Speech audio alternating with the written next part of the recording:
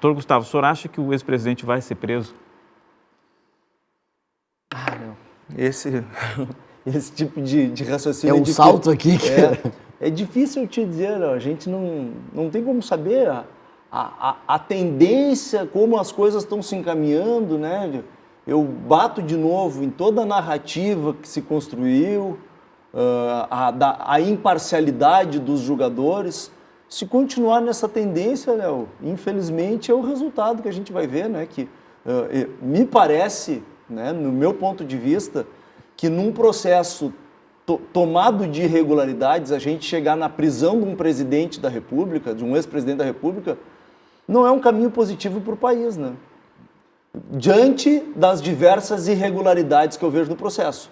Te digo, bato na tecla das irregularidades, porque se nós tivéssemos um processo totalmente justo, correto, e que ficasse comprovado um fato, seria justa a prisão do presidente, mas não me parece que, da forma que as coisas estão sendo construídas, que esse processo é um processo justo. Tá. Doutor Marcelo, para além da opinião também, um palpite pelo que está acompanhando, como observador, como um experiente advogado, o senhor acha que Bolsonaro vai ser preso? Não vejo de imediato uma razão para ele ser preso. Acho que o senhor acha que vai acontecer. Ele vai responder o processo.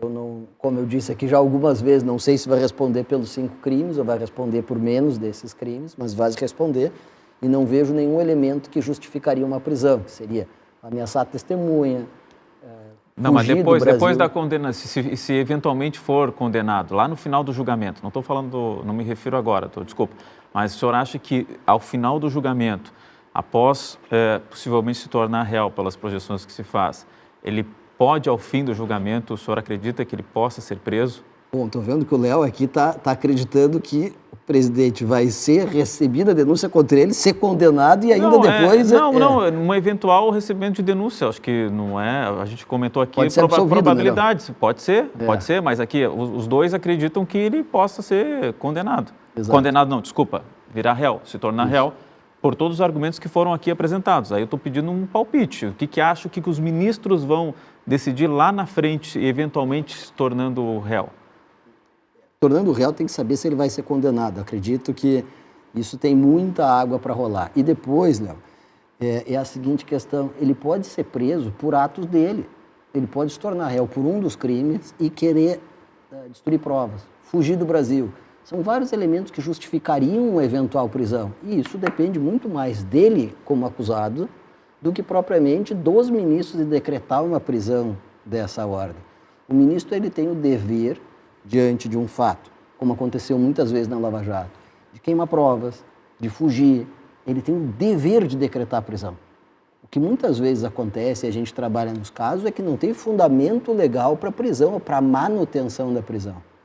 Agora, e esse elemento, por exemplo, que ele tem, já respondendo, não é bem a tua pergunta, mas ele tem uma cautelar que impede que ele converse com outros acusados. Isso é uma cautelar diversa da prisão. Teria que, tecnicamente, para acontecer essa tua pergunta se realizar, precisaria que essa cautelar ela fosse mais intensa, que é se tornar da diversa da prisão para a prisão. Mas isso vai depender muito mais de ter elementos acusatórios, que me parece que não tem no atual momento, não tem mesmo com uma condenação dele, com uma pena alta, também não quer dizer que teria uma razão de estar preso. Léo, tem um contexto todo político também, nós bem sabemos, né, que nosso país ele se alimenta desses problemas políticos e dessas situações políticas que hoje muito se trata da questão da anistia, né? E a questão da anistia vai ao encontro de uma possível prisão, possível condenação. A gente está falando aqui na questão jurídica, que se o Bolsonaro pode ser condenado, sim, eventualmente, se condenado, ele pode cumprir uma prisão, mas também a gente tem que pensar de todo esse contexto político, de uma possibilidade de uma criação legislativa, de anistia para essas situações todas. Então, tem uma situação bem complexa aí, que não é só a questão jurídica, né, Marcelo? Exato. E Léo, assim, volto a dizer de novo, uma prisão depende muito mais de uma atitude, de quem se coloca nessa situação do que o próprio judiciário. Não, o senhor trouxe aqui argumentos se eventualmente ele pudesse ser preso no andamento do processo. Até o meu questionamento era se lá adiante ele poderia sofrer uma condenação a ponto de ser preso. Ah, sim. Foi isso que o doutor Gustavo então, falou. Eu te respondo exatamente, sim.